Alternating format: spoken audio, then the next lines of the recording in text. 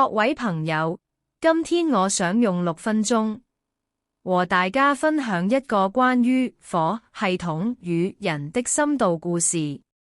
這不僅是一場災難的剖析，更是一面映照我們集體心靈的鏡子。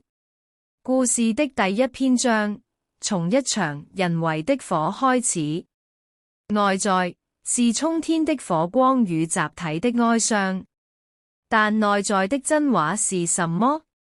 宇宙告訴我們，這哀傷的根基是長期被穩固結構所捆綁與壓抑的靈魂。那火是絕望的呼喊，也是扭曲的啟蒙。一切人為的起點，往往始於系統對個體生命的漠視。接着調查開始，專家登場。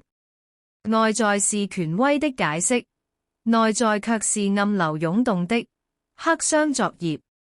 宇宙的真話冰冷而清晰。危險的從來不是火本身，而是真相被刻意沉入水底。這揭示了一種重複的系統性失靈。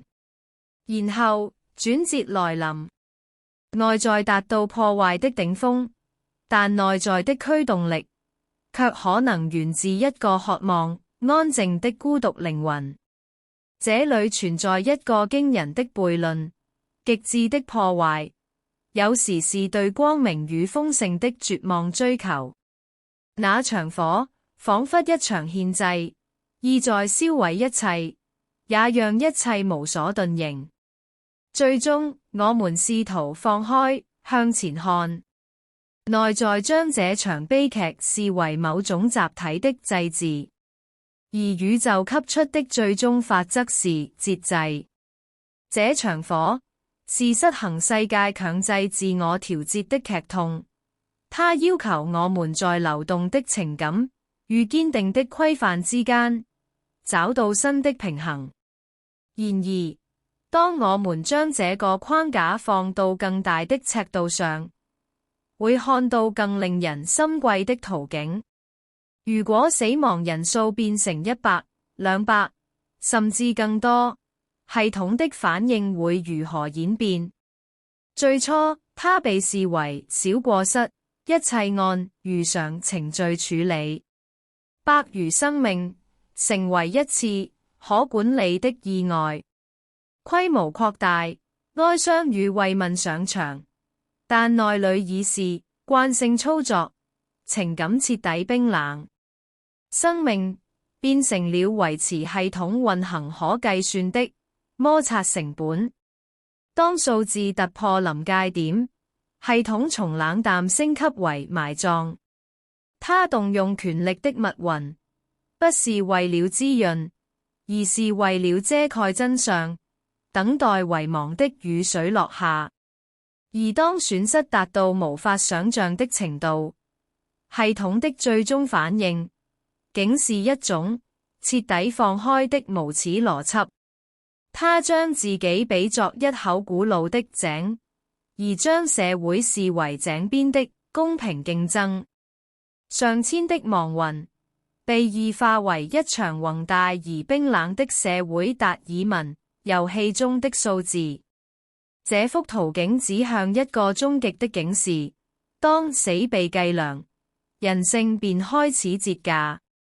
系統的終極罪惡，有時不在於失火，而在於將鮮血化為墨水，去書寫一套自我開脫的冰冷哲學。那麼，在這套龐大邏輯中，那個最初被視為點燃火焰的違法者，又遭遇了什麼？他首先被自己所在的家那個城市系統視為必須驅逐的流浪貓，一個只有兇惡樣貌的他者。法律的第一後果是剝奪他家人的身份，隨後是雙向的恐懼與切實的受刑。他與系統的這次不期而遇，以他的被壓制而告終。之後，系統可能提供分享與改造，但他的內在感受卻是徹底的無出路。他的生機與才能，如同水被困於澤下，心死於希望之前。最終的審判來臨，在上位者眼中，他是不可教化的愚者，而他內心也築起道不同不相為謀的高牆。這是一場靜默的革除，他被系統從精神與價值的共同體中永久放逐。法律後果的最高形式，有時不僅是囚禁身體，更是宣告一種社會性的死亡。說到這裏，我們的故事接近尾聲。3個篇章，層層遞進，從一場火的靈性傷痕，到系統面對生命損失的程序性墮落，再到個體在其中被異化與革除的命運。他們共同訴說着宇宙的一句真話：真正的災難，從來不始於火焰，也不止於廢墟。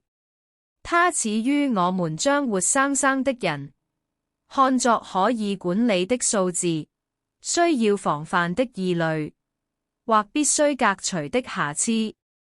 它始於我們忘記所有宏大的架構，最終都應服務於每一個獨特的、一那具體的、不可替代的生命。所謂的節制節卦，其心意並非壓抑，而是平衡。所謂的井得井卦，其根本在於滋養，而非篩選。所謂的變革革卦，其方向應當是共同的新生，而非單方面的放逐。這份沉重的解讀是一記警鐘，它提醒我們，在每一個追求效率、穩定與秩序的系統中，都必須為人性留一扇窗，為意見留一道門，為修復留一條路。唯有如此，我們才能避免那旨在照亮黑暗的火焰，最終焚盡的是我們作為人類共同的良知與溫度。我的分享到此結束。